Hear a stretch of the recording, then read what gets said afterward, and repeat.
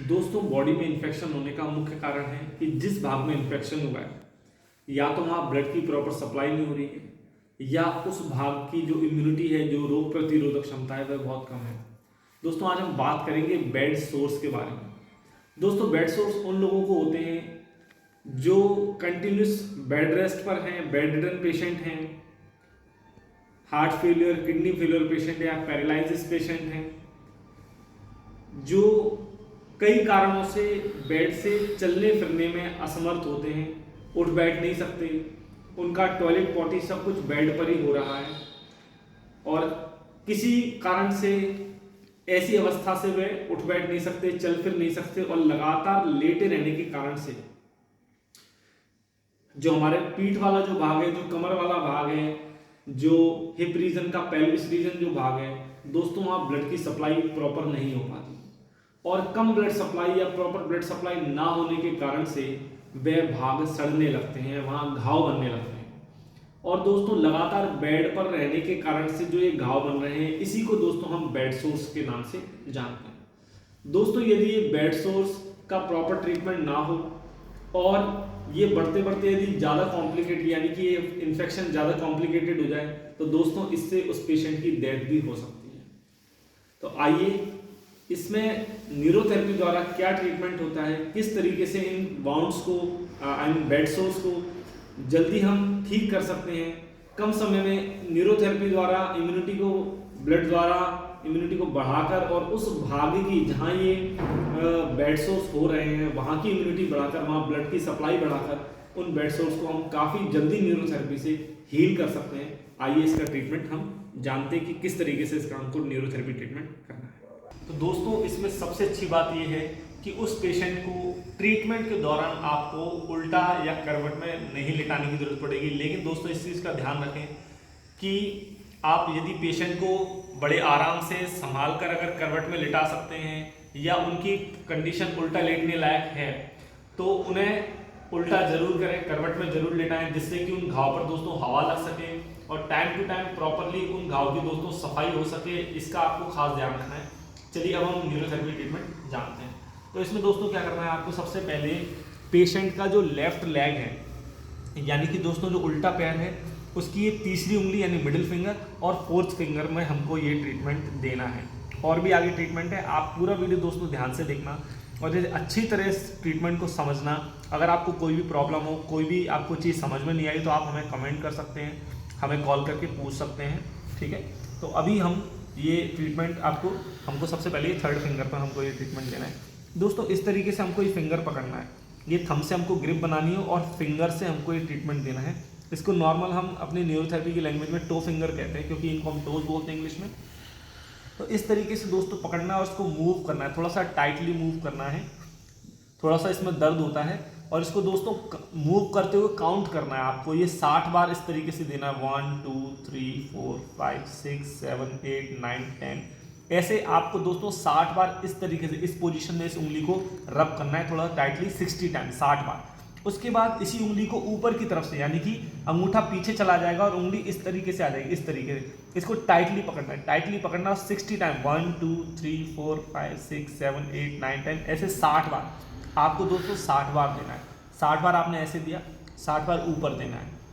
इसके बाद दोस्तों दूसरी उंगली यानी कि फोर्थ फिंगर में इसी तरीके से 60 बार इस तरीके से देना है और 60 बार ऊपर देना है, ठीक है। ये दोस्तों एक सेट हो गया, 60 इसका साइड में और ऊपर साइड, ऊपर वाला 60 एंड फोर्थ फिंगर का 60 साइड में एंड अपर साइड में 60। ये एक सेट हुआ। 1 मिनट के बाद यही ट्रीटमेंट प्रॉपरली आपको वापस दोहराना है। फिर 1 मिनट के बाद तीसरी बार ये ट्रीटमेंट आपको वापस दोहराना है, यानी कि ये जो अभी ट्रीटमेंट आपको बताया 60-60 दोनों साइड दोनों फिंगर में, ये 1-1 मिनट के गैप से आपको दोस्तों 3 बार दोहराना है। इसके बाद क्या करना है, इसके बाद दोस्तों हमें जब सेट कंप्लीट हो जाएंगे हमारे, तो 3 सेट कंप्लीट होने के बाद पेशेंट की जो दोस्तों थाई है वो आराम से ऊपर उठा के वहाँ आप पिलो लगा दीजिए। और अगर वो पिलो वहाँ आप नहीं लगा सकते तो कोई दिक्कत नहीं, बिना पिलो के भी काम चल जाएगा। और आपको क्या करना है दोस्तों, ये इनकी लेफ्ट थाई है, पेशेंट की लेफ्ट थाई के ऊपर। अभी दोस्तों जो हम जिनके ऊपर ये ट्रीटमेंट आपको सारा समझा रहे हैं वो बेड सोर्स के या किसी ऐसी वैसी किसी भी डिजीज के पेशेंट नहीं है, वो हमारे थेरेपिस्ट हैं और उनके ऊपर मैं आपको ये ट्रीटमेंट सिखा रहा हूँ, ठीक है। तो ये जो थाई है, थाई हमारी जो लेफ्ट थाई है, लेफ्ट थाई में दोस्तों हमको ये ऊपर वाला जॉइंट जो हमारा जो थाई जॉइंट है उसको छोड़ देना है, और ये नी जॉइंट है, नी जॉइंट को भी छोड़ देना है। नी जॉइंट और थाई जॉइंट के बीच का हिस्सा ले लेना है, 1 2 3 जहां पॉइंट हमको बनाने हैं प्रॉपरली, 1 पॉइंट, 2 पॉइंट और 3 पॉइंट बनाने हैं। तो 3 पॉइंट पे किस तरीके से 6 सेकंड का प्रेशर देना है, 1 2 3 4 5 6। अब हम दोस्तों बीच में प्रेशर देंगे, 1 2 3 4 5 6, और नी जॉइंट से थोड़ा सा ऊपर तीसरी जगह पर प्रेशर देंगे, 1 2 3 4 5 6। दोस्तों प्रेशर ये अंदर और नीचे की तरफ होना चाहिए, क्योंकि इधर दोस्तों हड्डी है और मसल हमारी दोस्तों अंदर है, तो हमारा प्रेशर जो है नीचे और अंदर की तरफ, मसल को थोड़ा सा नीचे प्रेस करते हुए अंदर की तरफ प्रेशर हम देंगे।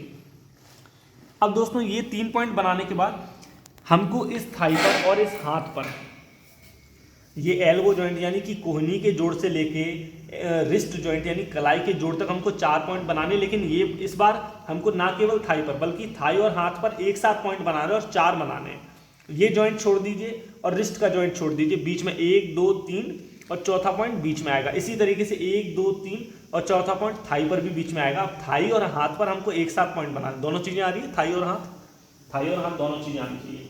तो पहला पॉइंट ऊपर का हाथ का और पहला पॉइंट थाई का ऊपर का, एक साथ प्रेस करेंगे, 1 2 3 4 5 6। अब दोस्तों इसमें भी बीच में हाथ रखेंगे, यहाँ भी बीच में हाथ रखेंगे, 1 2 3 4 5 6। अब दोस्तों हाथ नीचे रखेंगे, 1 2 3 4 5 6। 3 पॉइंट बन गया। चौथा पॉइंट दोस्तों बीच में बनेगा, थाई पर भी हम बीच में हाथ रखेंगे और हाथ पर भी हम बीच में हाथ रखेंगे और एक साथ प्रेशर देंगे 6 सेकंड का, 1 2 3 4 5 6।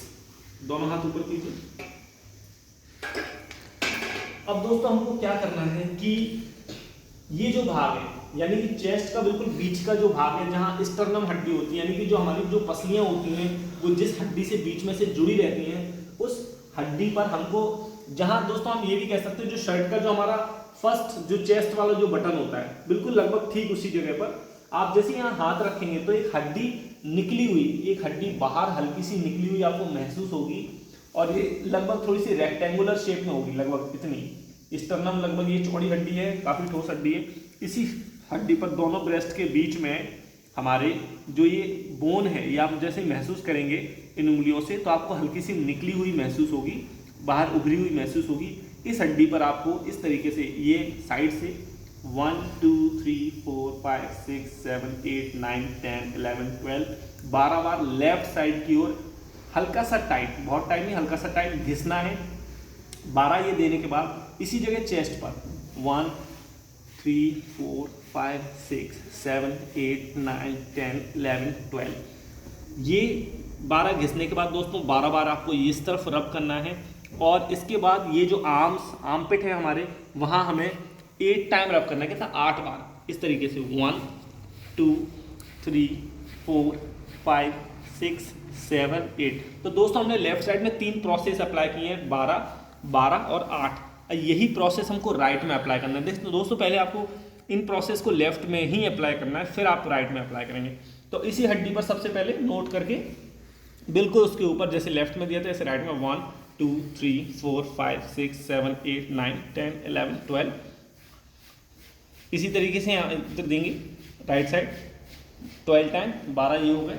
और जो आर्मपिट में हमने यहाँ 8 टाइम्स दिया था, इसी तरीके से हम राइट में देंगे 1 2 3 4 5 6 7 8 9 10।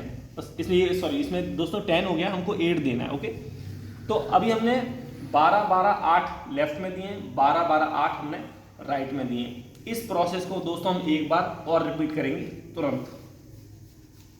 6 7 8 9 10 11 12 1 2 3 4 5 6 7 8 9 10 11 12 1 2 3 4 5 6 7 8 1 2 3 4 5 6 7 8 9 10 11 12 1 2 3 4 5 6 7 8 9 10 11 12 1 2 3 4 5 6 7 8। ओके, सो दोस्तों ये जो ट्रीटमेंट है ये इन्फेक्शन को ख़त्म करने में काम आता है। और ये ना केवल आपके जो बेड सोर्स हैं उसको इनफैक्ट बॉडी में किसी भी तरह का इन्फेक्शन अगर हुआ है तो ये ट्रीटमेंट उसको ठीक कर सकता है। इसमें कई सारे हमने जो लिम्फेटिक सिस्टम से रिलेटेड जो लिम्फ नोड्स होते हैं उसको एक्टिवेट किया है, जिसके कारण से जो लिम्फोसाइट्स जो बनाते हैं लिम्फ हमारे, तो लिम्फोसाइट्स क्या करते हैं दोस्तों, हमारी बॉडी में जो लिम्फोसाइट्स होते हैं वो एक तरह से हमारी आर्मी होती है, यानी कि हमारी बॉडी को किसी भी तरह के इन्फेक्शन से बचाने का काम करते हैं लिम्फोसाइट्स। तो उसमें हमने दोस्तों इन पॉइंट्स के जरिए उन लिम्फोसाइट्स को स्टिमुलेट किया है और इससे बहुत ही इजीली जो बेड सोर्स होते हैं वो मैंने देखा कि अन्य कई ट्रीटमेंट्स के मुकाबले जल्दी हील होने लगते हैं। और मैंने 2 से 3 दिन में जो बेड सोर्स के काफ़ी अच्छे रिजल्ट न्यूरोथेरेपी के इस ट्रीटमेंट से खुद पेशेंट्स को दिए। तो दोस्तों वीडियो अच्छा लगा उसको लाइक और शेयर अवश्य करें। Thank you.